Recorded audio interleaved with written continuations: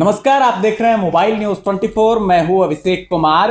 दिल्ली विधानसभा चुनाव के परिणाम आ जाए और आम आदमी पार्टी के लिए कहीं ना कहीं बुरी खबर इसलिए है क्योंकि सत्ता आम आदमी पार्टी ने खो दिया है। सिर्फ 22 सीटों पर सिमटना पड़ा है आम आदमी पार्टी को, जबकि भाजपा ने बड़ी छलांग लगाते हुए 48 सीटों पर कब्जा जमाया है। और ये अनएक्सपेक्टेड जो भाजपा की तरफ परिणाम आया है, उसके पीछे आम आदमी पार्टी के नेताओं की क्या सोच है, ये जानने के लिए हम आपके कई नेताओं से आपको अब तक मिला चुके हैं। इस वक्त हम बदरपुर विधानसभा में हैं और यहाँ खुशी की बात इस विधानसभा में इसलिए है क्योंकि राम सिंह नेताजी जो कैंडिडेट थे आम आदमी पार्टी के, उन्होंने 25,888 मतों के अंतर से भाजपा के जो प्रत्याशी थे उनके प्रतिद्वंदी नारायण दत्त शर्मा को हराया। और विधानसभा अध्यक्ष बदरपुर के हमारे साथ जुड़ रहे हैं आम आदमी पार्टी के वीर कुमार जैन साहब। जैन साहब, सबसे पहले तो विधानसभा पर ही चर्चा करते हैं। आपके विधानसभा में बड़े मार्जिन से आम आदमी पार्टी ने जीत हासिल की, लेकिन दिल्ली में आप लोगों के लिए बहुत अच्छा जो है माहौल नहीं बन पाया। यहाँ की जीत और दिल्ली में हार, क्या वजह रही? देखिए, राम सिंह नेताजी जो यहाँ पर जीते हैं वो आम आदमी के तो नेता थे ही, साथ में यह है कि वो बड़ी सेवा करते रहे हैं लोगों की और वर्षों से सेवा करते हैं।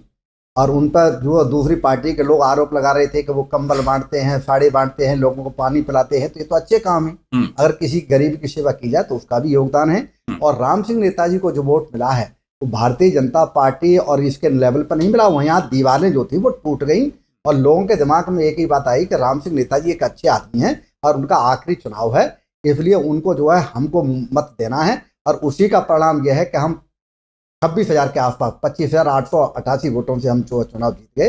ये हमारे लिए एक उपलब्धि है।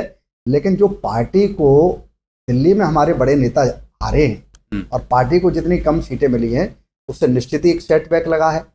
ऐसे जो है जनता जनार्दन का जो आदेश है वो हमें सिरोधार्य है। ये जो जनादेश हमें मिला है इसका हम जनता के आदेश को हम मानते हैं, स्वीकार करते हैं, लेकिन हमें आत्ममंथन करना होगा कहाँ हमसे कमियां रहीं, दिल्ली की जनता हमसे क्यों दूर गई। एक कारण तो मेरी समझ में ये आता है कि आदरणीय मोदी जी का पूरे देश के अंदर जो है प्रभाव है, दिल्ली में भी है। ये हमने लोकसभा में के चुनाव में, गत चुनाव में देख चुके। ऐसा है जब मोदी जी का खुद का चेहरा आ गया, उनके पास कोई चेहरा नहीं था मुख्यमंत्री, तो उस चेहरे के आगे सारे चेहरे फीके हो जाते हैं। उसमें केजरीवाल साहब का चेहरा भी फीका हो गया।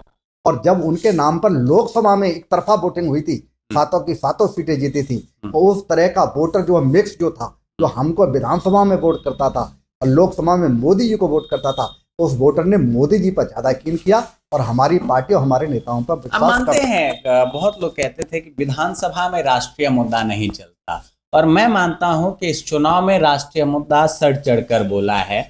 एक तरफ जब भी देश के किसी मुद्दे की बात हो तो केजरीवाल जी के भी कुछ स्टेटमेंट, आम आदमी पार्टी के कुछ नेताओं के कुछ स्टेटमेंट ऐसे आ जाते थे जो पाकिस्तान में वायरल होते थे कि देखो जी, इंडिया में केजरीवाल ने ये बोला है, दिल्ली के सीएम है उन्होंने ये बोला है, और जो है वहाँ की जो केंद्र सरकार है, मोदी है, भारत सरकार सही से काम नहीं कर रही है। तो ये सब भी कहीं ना कहीं आपको लगता है कि फैक्ट रहा है?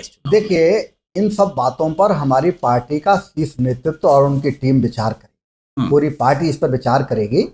और लेकिन ये हो सकता है कि मोदी जी के खिलाफ ज्यादा बोलना कहीं हमको महंगा पड़ा हो, ऐसा हो सकता है, क्योंकि दिल्ली की जनता के मूड को देख करके हमको ऐसा लग रहा है कि भाई जनता ने जो है एक तरफा जो है भारतीय जनता पार्टी को 8 सीटों से बढ़ा करके 48 पर लेकर के गए हैं, तो 6 गुना कर दिया उनको। और कांग्रेस का हालांकि जो है 0 रहा। तो इस तरह से हमें ये लगता है कि हो सकता है, देखो जनता जनार्दन है, जनता का हुक्म जो है वो हम मानेंगे। और ऐसा है, राजनीति में 2 चीजें होती हैं, हार या जीत। कभी हमारा भी ऐसा सिक्का था कि हम 65 सीटें 70 में से लेके आए थे, दूसरी बात में 62 सीटें लेकर के आए थे। आज स्थिति यह है हम 22 पर सिमट गए। हो सकता है, अगर हम तो चाहते हैं भारतीय जनता पार्टी वाले अच्छा काम करें, हम अच्छा काम करवाने आए थे, हम देश में राजनीति बदलने आए थे, हम ईमानदारी पर आए थे। यदि कोई खोट हम में पाया जाता है या कोई किसी को खोट लग रहा है तो उसकी जांचें होती रहेंगी। सबसे बड़ा महत्व यह है कि दिल्ली की जनता की सेवा करनी चाहिए। भारतीय जनता पार्टी ने भी उन्हीं वायदों को दोहराया है जो हमारी पार्टी जो सुविधाएं थी। अब देखना ये होगा कि भारतीय जनता पार्टी इन सुविधाओं को में बढ़ोतरी करती है, कम करती है, खत्म करती है, ये उनका मामला है। हम एक ही प्रार्थना करेंगे भारतीय जनता पार्टी से कि जो सुविधाएं दी जा रही हैं उनका आपने वायदा किया है दिल्ली की जनता के साथ उसी तरह का जो हम माहौल बना के रखें जिस तरह का आपने बोला है, और उस विचारधारा पर चलें। जनता को कोई परेशानी नहीं होनी चाहिए। ये बात अलग है कि जनता कब किसको वोट देती है, ये जनता का अपना विचार। बिल्कुल, आप ठीक कह रहे हैं। और एक सवाल मैं आपसे और करूंगा, चूंकि कई तरह की चीजें हुई है और कई उतार चढ़ाव जो है वो इस चुनाव में देखने को मिले। अरविंद केजरीवाल स्वयं नई दिल्ली से चुनाव हार गए, मनीष सिसोदिया जंगपुरा से मात्र 675 वोट से चुनाव हारे, आतिशी जी भी डगमगाते हुए कालकाजी सीट पर विजयी हुई है। इसके अलावा अगर बात करते हैं तो बहुत सारे ऐसे बड़े चेहरे हैं आपकी पार्टी के जिनको इस चुनाव में कहीं ना कहीं नेगलेक्ट किया है जनता ने। इसकी वजह क्या? वीआईपी कल्चर जिसको खत्म करने के लिए केजरीवाल जी आए, शीश महल का मुद्दा उठा, तमाम तरह के मुद्दे उठाए गए। आपको लगता है कि जनता को कहीं ना कहीं जो भाजपा है वो अपने और इन सब बातों से आकर्षित कर? देखिए, सबसे बड़ा तो मोदी जी का चेहरा इस जीत का कारण रहा है, जो मैं समझ। दूसरी बात यह है, थोड़ा बहुत ये हो सकता है कि वीआईपी कल्चर या कुछ रहा हो, वैसे बहुत ज़्यादा नहीं है। हमारी पार्टी तो गरीबों के लिए बनी थी, आम आदमी के लिए बनी थी, आम आदमी की सेवा के लिए बनी थी। पहली बार 75 साल में देखा जाए तो भारत की राजनीति में गरीबों के लिए जो काम करने की हमने कोशिश की, अपने दिमाग से, अपनी ओर से सोच समझ करके पूरी पार्टी के लेवल पर, तो हमें तो अभी भी सुकून है कि हमने अच्छा काम किया। अब रहा इस बात का, भारतीय जनता पार्टी 2 चीज़ों पर चुनाव जीत गई, एक मोदी जी का चेहरा, दूसरा जो है उन्हीं नीतियों को अपनाया जो केजरीवाल की नीति। बिल्कुल, एक तरह के तरीके से आप ये कह सकते हैं कि जिस लाठी से सांप को मारा था उसी लाठी को लेकर भाजपा ने भी सांप को मारने की कोशिश की और वो कामयाब हो गई। और ये कामयाबी जो है बृहद पैमाने पर सरकार बनाने तक भाजपा को ले आई है। और वादे इरादे की बात हो तो भाजपा ने स्पष्ट रूप से कहा है जो भी जन कल्याणकारी योजनाएं, अच्छी योजनाएं आम आदमी पार्टी ने चला रखी थी, वो योजनाएं सुचारू रूप से चलाई जाएगी। इसके साथ में कई तरह के और भी घोषणा पत्र में भाजपा के जो है वादे किए गए थे, उन सब वादे को धरातल पर किस तरह से उतारा जाता है ये देखने वाली बात होगी।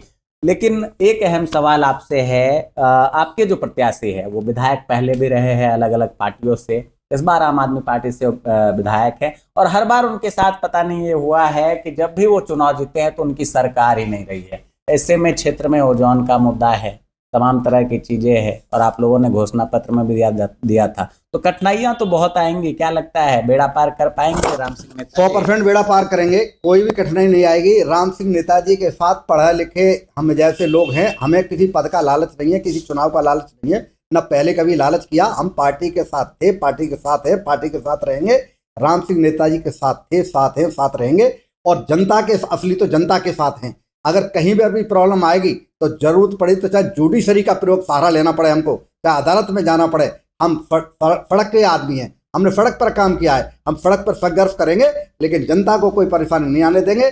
भारतीय जनता पार्टी अगर कोई भेदभाव करेगी तो उसके खिलाफ भी हम सड़कों पर उतरेंगे, उसी तरह से जनता के खिलाफ कोई काम नहीं। बिल्कुल, तो जैन साहब हमारे साथ बने हुए थे, आम आदमी पार्टी के नेता हैं और बदरपुर विधानसभा के ये अध्यक्ष हैं, और इनका मानना है कि राम सिंह नेताजी में वो जुनून, जज्बा, और यहाँ के कार्यकर्ताओं में जो आम आदमी पार्टी के कार्यकर्ता है उनमें वो जुनून है कि सरकार ना भी हो तो काम किस तरह से कराना है ये इन्हें पता है। और आने वाले समय में बदरपुर में ओजोन की बात हो या यहाँ की अन्य जो बचे हुए रुके हुए विकास कार्य हैं उन्हें भी जल्द से जल्द पूरा किया जाएगा। थोड़ी देर में स्वागत कार्यक्रम भी राम सिंह नेताजी का रखा गया है, उसका भी दृश्य हम आप लोगों को दिखाएंगे। बने रहिए मोबाइल न्यूज 24 पर। दिल्ली सहित देश दुनिया की हर इंपॉर्टेंट खबर से अपडेट रहने के लिए कैमरा पर्सन मयंक के साथ मैं अभिषेक कुमार।